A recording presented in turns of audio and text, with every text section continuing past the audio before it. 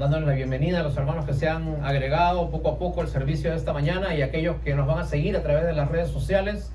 Les pedimos que podamos compartir el pasaje que se encuentra en las Escrituras en Juan capítulo 2, versículo 23. Evangelio de Juan capítulo 2, versículo 23. Y el tema de hoy se llama examen de teología. Juan capítulo 2, versículo 23 en adelante. Si usted ve que alguien que está a su lado no tiene una Biblia, quizás sea un buen momento para acercarse. Juntos podamos compartir, leer lo que las Escrituras tienen para nosotros. Evangelio de Juan capítulo 2, versículo 23 en adelante.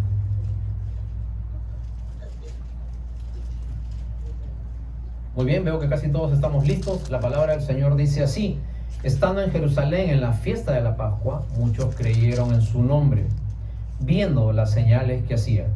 Pero Jesús mismo no se fiaba de ellos, porque conocía a todos, y no tenía necesidad de que nadie le diese testimonio del hombre, pues él sabía lo que había en el hombre. Había un hombre de los fariseos que se llamaba Nicodemo, un principal entre los judíos. Este vino a Jesús de noche y le dijo: Rabí, sabemos que has venido de Dios como maestro, porque nadie puede hacer estas señales que tú haces si no está con él. Respondió Jesús y le dijo: de cierto te digo, que el que no naciere de nuevo no puede ver el reino de Dios. Nicodemo le dijo: ¿cómo puede un hombre nacer siendo viejo? ¿Puede acaso entrar por segunda vez en el vientre de su madre y nacer? Respondió Jesús: de cierto te digo, el que no naciere de agua y de espíritu no puede entrar en el reino de Dios. Que el Señor bendiga su palabra. Puede tomar asiento y vamos a recibir la palabra del Señor en este día. Y gracias al Señor por estar aquí.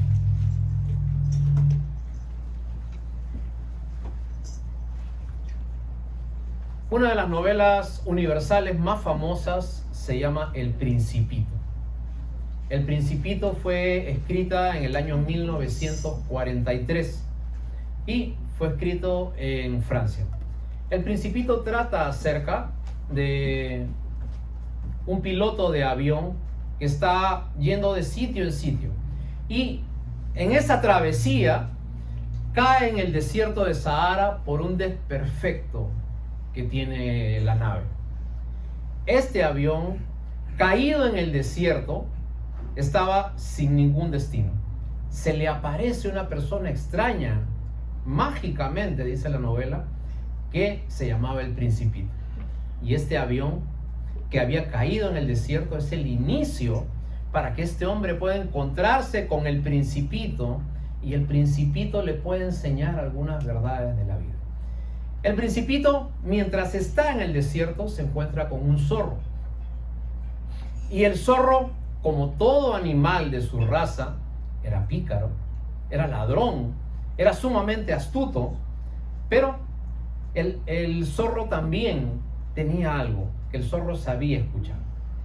Gran parte de la historia del Principito trata acerca de cómo el Principito le comienza a enseñar al zorro cómo son los seres humanos, cómo se tratan, cuál es la forma de la vida, para qué están en el mundo y para qué sirven el andar que tienen ellos en este viaje largo o corto que se llama vida. Quería llamar tu atención a la parte final de la novela. Llega un momento en que el Principito se tiene que ir, tiene que regresar a su lugar.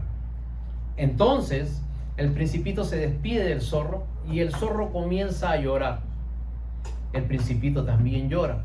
Los dos se abrazan. Y finalmente el zorro le dice estas palabras al Principito, que son con las que quiero que te quedes.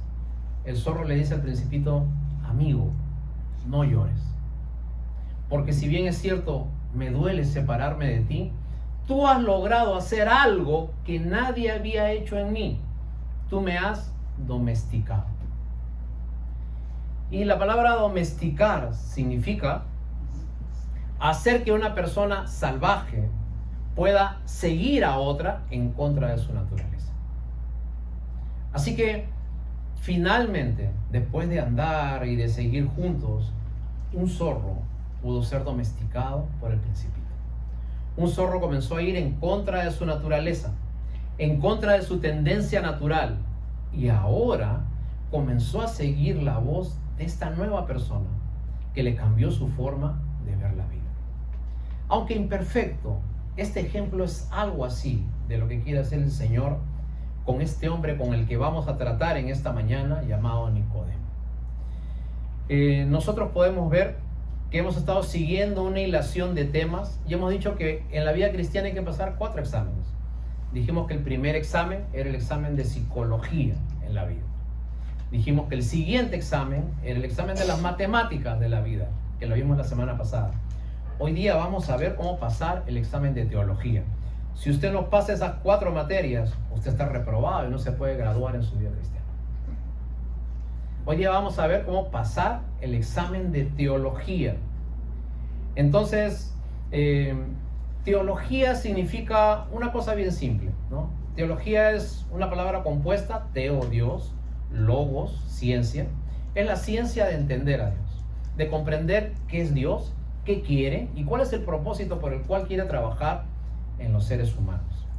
En el pasaje que vimos el día de hoy, vamos a tratar acerca de un hombre llamado Nicodemo, pero antes de tratar con Nicodemo, Juan se toma un espacio para, en el capítulo 2, versículo 23, quisiera que lo veas, dice así: estando Jesús en Jerusalén en la fiesta de la Pascua, muchos creyeron en su nombre, viendo las señales que hacía. 24, pero Jesús mismo no se fiaba de ellos, porque conocía a todos. Y no tenía necesidad de que nadie le diese testimonio del hombre, pues él sabía lo que había en él. Lo primero que quiero que usted sepa, usted que está acá y usted que me va a escuchar, Dios lo conoce perfectamente a usted. Dios sabe por qué está usted acá. Dios sabe si usted vino aquí por cumplir, por compromiso, porque siempre lo hace, porque no tenía otro sitio donde ir, porque hace tiempo que no lo ven, o si realmente vino para recibir la palabra del Señor en su corazón. Dios no necesita que nadie le diga algo especial de usted. Dios lo conoce perfectamente. Dios sabe quién es usted, qué piensa, con quién anda, qué hace y en qué se ha convertido. Dios está totalmente al mando de todo lo que pasa en su vida. Y como Dios sabe lo que pasa en todos, Dios también sabía que se le iba a acercar a un hombre. El Señor Jesús había estado haciendo una serie de actividades durante el día y por la noche, dice Juan capítulo 3, versículo 1, se le acerca un hombre llamado Nicodemo. Es interesante saber que el nombre Nicodemo es la composición de 2 verbos. El primero es el verbo Nike. ¿Usted ha visto las zapatillas marca Nike? Dice Nike. Ya, eso es lo que significaba Nicodemo. Nike, y que Nike significaba super archi vencedor. O sea, no solamente vencedor, sino super archi vencedor, o sea, demasiado vencedor. Y demos, que significa población, gente. Entonces la palabra Nicodemo significa finalmente la super victoria del pueblo. Eso es lo que significa la palabra Nicodemo. Ahora, Nicodemo no era una persona cualquiera, no era un ignorante, era una persona que conocía mucho de los principios religiosos. Nicodemo era un principal entre los fariseos. Quería explicarle algo: para que una persona sea farisea en Israel, la edad mínima que tenía que tener era 50 años de edad. Y había tenido que haber sido puesto en prueba durante 10 años antes de cumplir los 50. Ahora, al decir que Nicodemo era un principal, lo que quiere decir es de que él tenía por lo menos, por ley judía, 55 años. Así que vemos que este hombre de edad ya madura, adulta, se le acerca a Jesús de noche para que nadie lo vea, para que los demás religiosos no sepan que se está entrevistando con este hombre predicador, y le dice en el versículo 2, Juan capítulo 3, versículo 2, vamos a mirar la palabra del Señor, dice: Nicodemo, vino a Jesús de noche y le dijo: Rabí, sabemos que has venido de Dios como maestro, porque nadie puede hacer estas señales que tú haces Una cosa importante, Nicodemo no veía a Jesús como Salvador, Nicodemo veía a Jesús como un maestro. Sabemos que has venido de Dios como maestro. Y muchas veces podemos también nosotros caer en este error. Podemos ver a Jesús como un maestro. Podemos ver a Jesús como aquel que dijo palabras lindas. Podemos ver a Jesús como aquel que hizo muchos milagros, pero no tenemos ninguna relación con Jesús. Y la idea de este pasaje es hacer entender cómo Dios puede relacionarse con una persona que conoce de Dios y también puede tener una relación con Dios. Nicodemo iba al templo, yo te lo aseguro. Nicodemo, como fariseo, ayunaba 3 veces por semana. Nicodemo daba sus diezmos. Nicodemo no faltaba a ninguna reunión religiosa ni a ninguna fiesta judía. Te pregunto, ¿quién está en mejor posición espiritual? ¿Tú o lo estaba Nicodemo? Obviamente Nicodemo estaba mejor calificado que cualquiera de nosotros. Era más religioso que usted. Era más cumplidor que usted. Era más generoso que usted. Servía más que usted. Pero no conocía a Jesús como Salvador personal. Y muchas veces nosotros asumimos que por venir a una iglesia conocemos de Dios. Y el griego tenía el concepto que conocer era entender, pero el judío tenía el concepto que entender, que conocer era convivir. Nosotros lo que estamos tratando de hacer es enseñarte lo que el Señor Jesús enseñaba, que tú tienes que tener una relación personal con Dios, una convivencia con Dios, un compañerismo, lo que la Biblia llama comunión con Dios. Así que la primera pregunta que te hago el día de hoy es, ¿usted conoce a Jesús como su compañero de vida? ¿Usted conoce a Jesús solamente como el hombre que dijo lindas frases, que murió en la cruz, que hizo un sacrificio enorme por usted, pero en la vida diaria usted no se conecta con Él? Esto va y trasciende a una religión, trasciende a una serie de actos, de ritos, de normas. Esto es una vivencia personal. Eso es una relación que usted tiene que tener con Dios. Juan capítulo 3, versículo 3, seguimos avanzando. Nicodemo le dijo a Jesús, tú has venido como maestro. Y el Señor Jesús le cambia totalmente el tema. El Señor Jesús le cambia la dirección de la conversación. Y dice en el versículo 3 del capítulo 3, respondió Jesús y le dijo, de cierto te digo, que el que no naciere de nuevo no puede ver el reino de Dios. Esta frase, de cierto te digo, en el original griego se escribe, no se escribe de cierto te digo, en el idioma griego se escribe amén, amén. Porque la palabra amén significa sí, así sea, de cierto que es así. Entonces, cuando usted ve el texto original en griego, la frase de cierto te digo, simplemente dice amén. Ahora, esta frase de cierto te digo, se dice 25 veces por el Señor Jesús y todos en el Evangelio de Juan. Y el Señor Jesús le dice a Nicodemo, hay una cosa que yo quiero enseñarte. Hay una cosa que de repente tú no has aprendido. Hay una cosa que no te han enseñado. Usted tiene que nacer de nuevo. Nicodemo en el versículo 4 le dice, ¿cómo un hombre puede nacer de nuevo siendo viejo? Acuérdate de algo. Para un judío de esa época, ¿sabes cuál era el promedio de vida que tenía un judío en esa época? 30 años. A los 30 años en promedio, con sus más y con sus menos, un judío moría por naturaleza. ¿Por qué? Porque ellos no tenían, primero por las guerras. Segundo, porque no tenían las medicinas que tenemos ahora. Habían pestes, habían plagas, habían enfermedades, no habían antibióticos, no había agua para lavarse la mano, no había agua para lavar la comida, vivían en un desierto. Entonces ellos, con mucha suerte, podían vivir 30 años. Nicodemo había llegado a los 50 y quizás a los 55, siendo un principal de la sinagoga. Nicodemo le dice, Señor Jesús, ¿cómo un hombre puede nacer de nuevo, siendo viejo como yo, que tengo por lo menos 55 años? Detente ahí un ratito y quiero decirte algo. Nicodemo no era ignorante. Nicodemo era una persona muy instruida. Él sabía bien de lo que estaba hablando el Señor Jesús del nuevo nacimiento. Lo que Nicodemo quiso decirle a Jesús, en otras palabras, fue: Señor, ¿puedo yo realmente cambiar siendo una persona vieja? ¿Puedo cambiar mis hábitos, mis costumbres, mi forma de mirar, mi forma de hablar, mi forma de reaccionar teniendo 55 años? ¿Puedo realmente nacer de nuevo siendo viejo? ¿Puedo tener nuevas actitudes? ¿Puedo ser domesticado como el zorro del Principito? ¿Puedo seguir la voz de mi amo en contra de mi tendencia natural?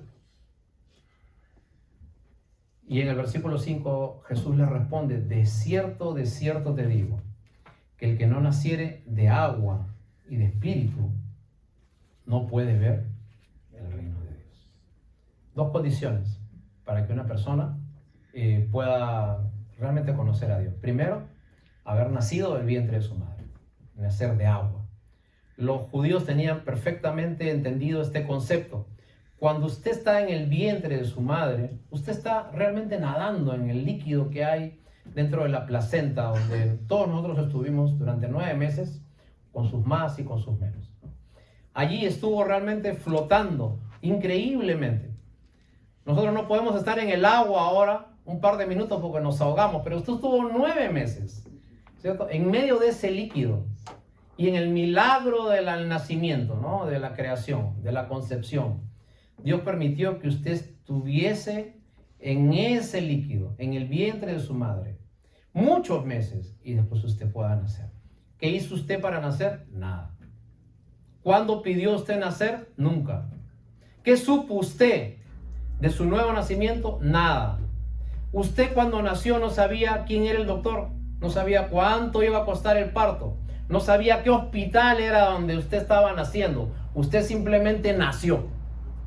¿Okay? De la misma manera, en un sentido espiritual, cuando usted nace a las cosas de Dios, usted no sabe muchas cosas, pero simplemente sabe que nació. ¿Cierto? Entonces, seguimos avanzando. ¿Cómo es que nosotros nacemos de nuevo? Juan capítulo 17, versículo 3. No sé si podemos buscar ese pasaje, por favor. ¿Cómo usted puede ver el reino de Dios? ¿Cómo usted puede gozar de la vida eterna?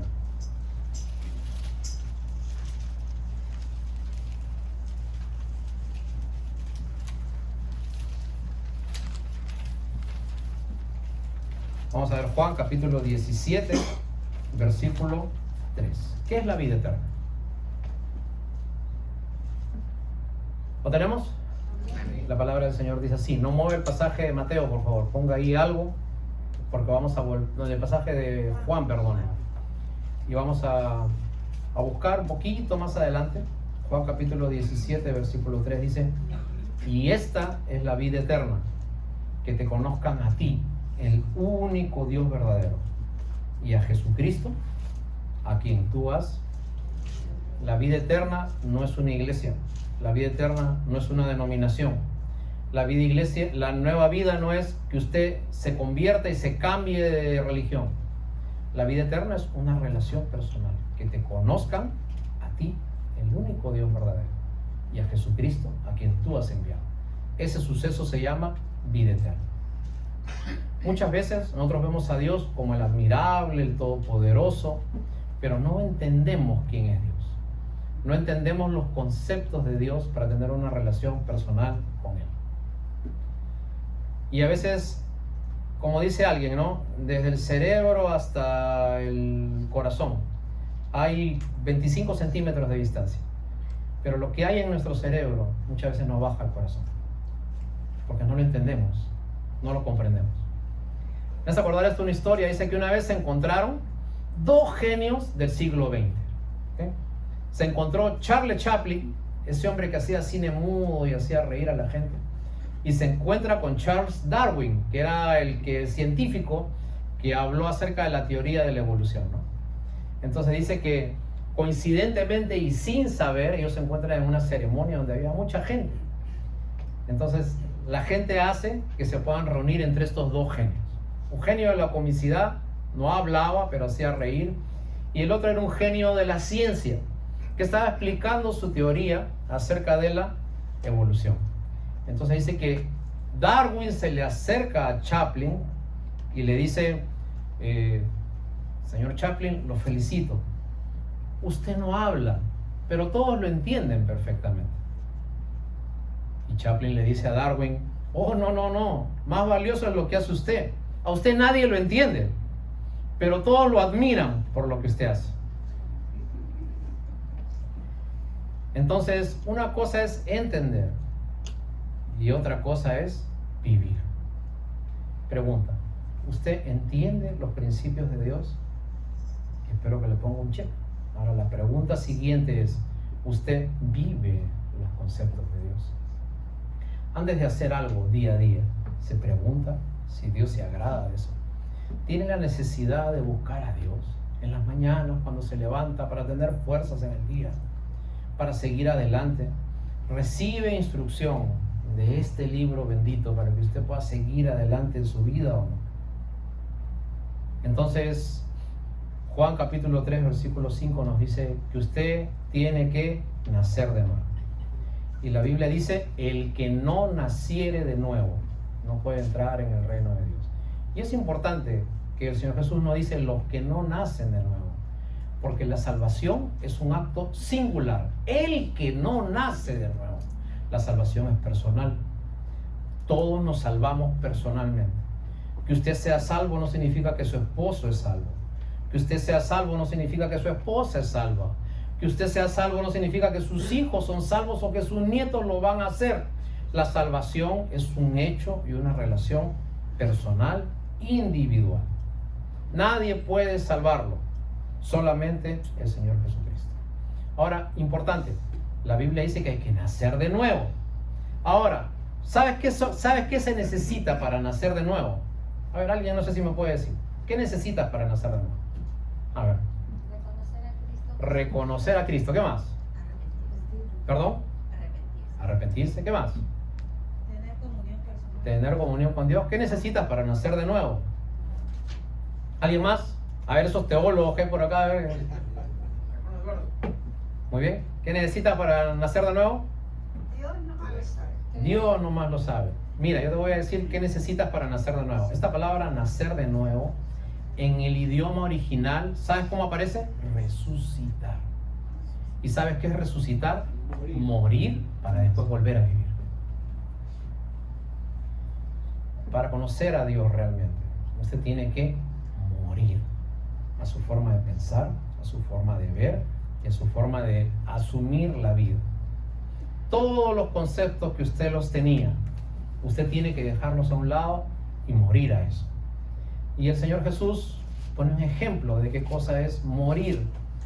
Y miren lo que dice Juan capítulo 3, el pasaje que leímos en un comienzo. Vamos a ir hasta el versículo 12. Juan capítulo 3, versículo 12. Avanzamos un poquito en la historia. Dice, ¿lo tiene? Juan capítulo 3, versículo 12. Si os he dicho cosas terrenales y no creéis, ¿cómo creeréis si os dijere las celestiales? Nadie subió al cielo, sino el que descendió del cielo, el Hijo del Hombre que está en el cielo. Y acá está el punto principal de lo que es la salvación. Y como Moisés levantó la serpiente en el desierto, así es necesario que el Hijo del Hombre sea levantado, para que todo aquel que en él cree no se pierda, mas tenga vida eterna. El Señor Jesús está poniendo un ejemplo que sucedió en Números, capítulo 21, versículo 9, y te invito a ir allí para que tú puedas entender de qué está hablando el Señor Jesús. Números, no mueva Juan, capítulo 21, vamos a leer desde el versículo 4. Números, capítulo 21, versículo 4 en adelante.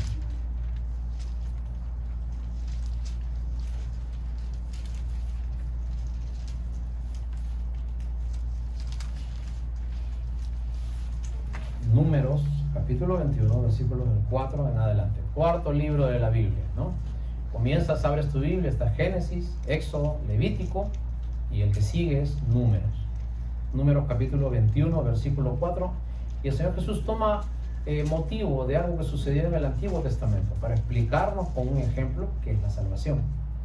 Dice, después partieron del monte de Or, camino del Mar Rojo, para rodear la tierra de Edom, y se desanimó el pueblo por el camino.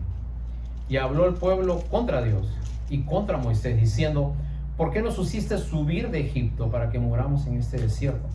Pues aquí no hay pan, aquí no hay agua, nuestra alma tiene fastidio de este pan tan liviano. Entonces Jehová envió entre el pueblo serpientes ardientes que mordían al pueblo, y murió mucho pueblo de Israel. Entonces el pueblo vino a Moisés y le dijo, hemos pecado por haber hablado contra Jehová y contra ti. Versículo 8. Jehová le dijo a Moisés, hazte una serpiente ardiente y ponla sobre un asta, y cualquiera que fuere mordido y mirare a ella, vivirá. Y Moisés hizo una serpiente de bronce y la puso sobre un asta. Y cuando alguna serpiente mordía a alguno, miraba la serpiente de bronce y vivía. El Señor Jesús pone el ejemplo tan igual como en Números. En Números capítulo 21, el pueblo de Dios se enfada contra Dios, reniega de Dios. Dios, habiéndolo sacado por mano milagrosa de Egipto, el pueblo se detiene y dice, qué fastidio tengo de estar por este camino. Mejor me hubiera quedado allá en tierra de Egipto. ¿Qué cosa hace Dios? Dios envía serpientes, nos comienzan a morder, y el veneno de las serpientes hacían que la gente fuera cayendo una por una. Ahora, cuando Moisés va donde Dios y le dice, ¿qué puedo hacer? Porque este pueblo se ha arrepentido. Entonces Dios le dice, créate una serpiente de bronce, levántala, y cuando alguien fuere picado por esa serpiente, lo que tiene que hacer es, va a mirar a la serpiente de bronce y inmediatamente se sanará y vivirá. Este ejemplo nos narra algunas cosas. Primero, cuando la serpiente obviamente representa desde el libro de Génesis a Satanás. Y cuando Satanás tentó y hizo que Adán y Eva pudieran caer, picó en ellos un veneno llamado pecado. Ahora, estaban volviendo en Números capítulo 21 nuevamente a Génesis capítulo 2. Nuevamente mordidos, engañados por esa serpiente que simplemente los llevaba a la muerte. ¿Qué cosa hace una persona cuando está desahuciada? Busca una ayuda. Ahora, ¿qué era lo que tenían que mirar? Tenían que mirar no a una paloma, no tenían que mirar a una cara linda, tenían que mirar a la misma serpiente que les había mordido. ¿Por qué? Porque hasta que usted no mire su pecado que lo hizo caer y lo odie, entonces usted nunca va a dejar de tener ese veneno que lo está infectando. Y la serpiente era hecha de bronce, porque el bronce significa en la Biblia juicio. Así que, ¿qué cosa es lo que tiene usted que hacer para nacer de nuevo? Entonces, primeramente, tenemos que mirar eso que nos está apartando de Dios. Y tenemos que clamar a Dios que nos quite ese pecado que tenemos en nuestro corazón. Querido amigo, yo no sé si usted conoce realmente de Dios mentalmente o si usted conoce realmente de Dios vivencialmente.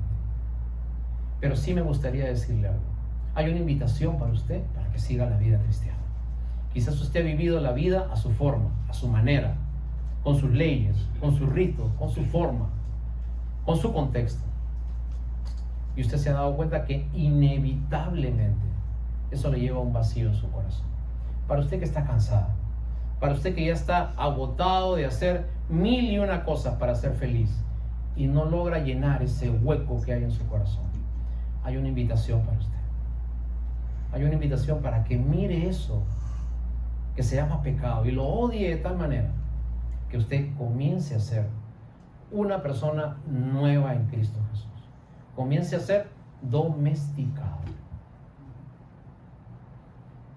Con cara de zorro, pero sin actitudes de zorro. Andando en lugares de zorro, pero sin llevar una vida como la llevaba antes. Cambios y cambios. Ahora usted está domesticado. Se acostumbró a escuchar la voz de su nuevo amo. La vida cristiana es un viaje largo y bello, pero comienza con un gran paso. Aún la distancia más larga que usted tenga que caminar, siempre empieza con un simple paso. Ese paso en la vida de fe se llama arrepentimiento. Aceptar que su método falló, que su fórmula no funcionó, que la forma en que usted andaba no lo llevó a nada bueno.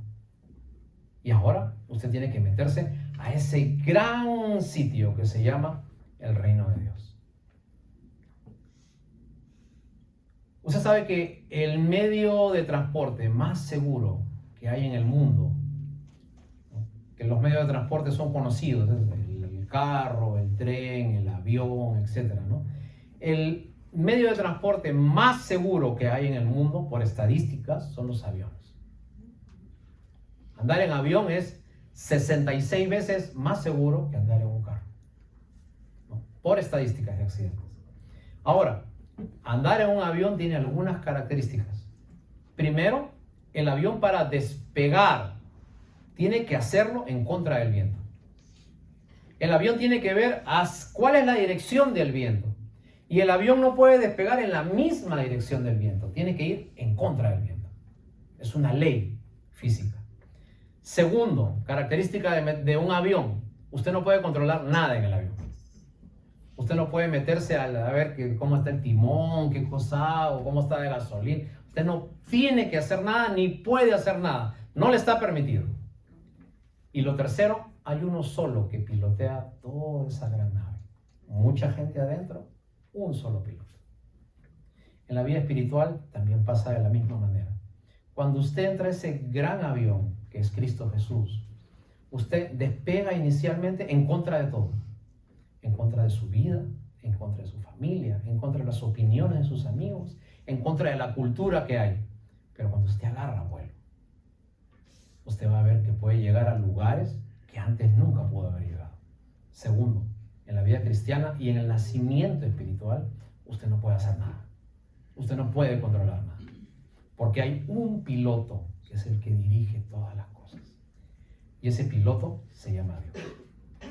Nicodemo significaba la victoria del pueblo. Nike, victoria, y Demo, pueblo. Y la victoria del pueblo realmente no está en la política, no está en la economía, no está en vivir en cierto país. La victoria es un corazón transformado y hecho nuevo. ¿Cómo pasa la vida de fe en nuestro corazón? ¿Cómo nos transformamos a una nueva persona? Yo no te lo sé explicar, pero sí sé qué pasa. Ni de la misma manera que se forma un niño en el vientre de su madre y uno no sabe cómo va creciendo ahí, pero crece, porque cada vez que vemos la ecografía, vemos que va creciendo y creciendo y creciendo. De la misma manera, la vida de fe pasa en nuestro corazón. Si usted no aprueba el examen de teología, sus consecuencias serán eternas. Será desaprobado delante de Dios. Desde que nosotros nacemos, alguien ha dicho que realmente nosotros empezamos a morir. Y cuando nosotros morimos, alguien ha dicho que realmente empezamos nuestra verdadera vida. Cuando usted nace, tiene como este reloj antiguo, ¿no? Este es lo que llamaban antes un reloj de arena. Y desde que usted sale del vientre de su madre y da el primer llanto, esto se comienza a voltear. Perdón. Oh, miren, hasta la arena se está cayendo. Y comienza a caer la arena. Y cae, y cae, y cae, y cae, y cae, y cae, hasta que finalmente usted se va de este mundo. Todo este tiempo es los años de vida que Dios le permite tener la oportunidad de estar en este mundo. Cuando el último grano de arena caiga, ya no habrá más oportunidad. Pregunta: ¿qué está haciendo usted con su vida? Su vida no es para siempre. Su vida está determinada, tiene un espacio de tiempo. Pero inevitablemente, duerma, respire, ande, trabaje o haga lo que haga, el tiempo seguirá cayendo. El tiempo seguirá pasando. Y la invitación del Señor Jesús sigue allí pendiente como cada día. Esta es la vida eterna, que te conozcan a ti, el único Dios verdadero, y a Jesucristo, a quien tú has enviado. Hermanos, el examen de teología es determinante en la vida de nuestros hijos. Porque si nosotros no pasamos ese examen, nuestras consecuencias serán eternas. Así que yo te invito en esta mañana a que si usted no está seguro ni consciente de tener una relación con Dios, usted el día de hoy pueda tener esa magnífica oportunidad de reconocer que todo lo que está haciendo realmente no le está funcionando. Por último, si no crees en mis palabras, por sentido común, ¿te está funcionando la vida que llevas? Puede llenar con algo ese vacío que hay en tu corazón. Y cuando usted está cansado de ese vacío, ahí es cuando viene el Dios de la esperanza, que te abre sus dos manos y te invita a que tú tengas una relación personal con Él. No desprecies esta invitación, porque es una invitación que tiene consecuencias eternas. ¿Le parece? Nos ponemos de pie y vamos a darle gracias al Señor por su palabra en esta mañana.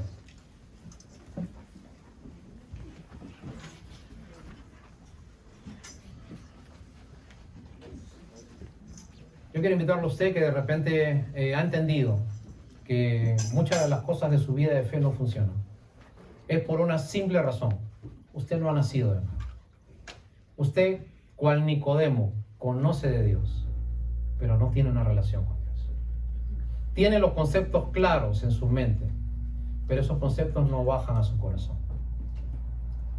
Nuestra invitación de esta mañana es a que usted pueda buscar a ese Señor que le está abriendo la mano para tener una relación personal, genuina y verdadera con usted.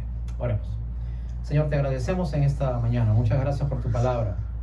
Muchas gracias, Señor, porque tú eres tan bueno que cada día te preocupas en que nosotros podamos recibir, Señor, una mano de esperanza en medio de un mundo difícil. Señor, y el mundo nos falla tanto. El hombre nos ha fallado tanto que muchas veces la esperanza se va de nuestro corazón. Señor, pero tú no le has fallado nunca a nadie. Tu palabra nunca ha caído vacía. Tu palabra siempre ha sido la esperanza de aquellos que se entregan a ti.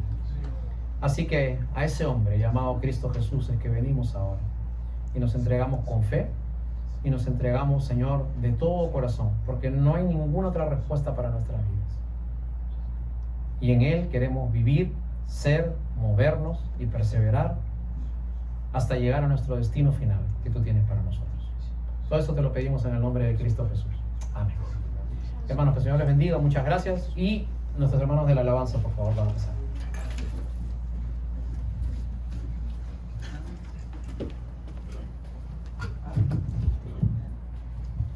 Gloria a Dios. Gracias, Señor Jesús, por tu palabra, Señor. Amén. Declara que en esta mañana, ¿quién es Jesús en tu vida, Señor, en esta mañana? Señor Santo.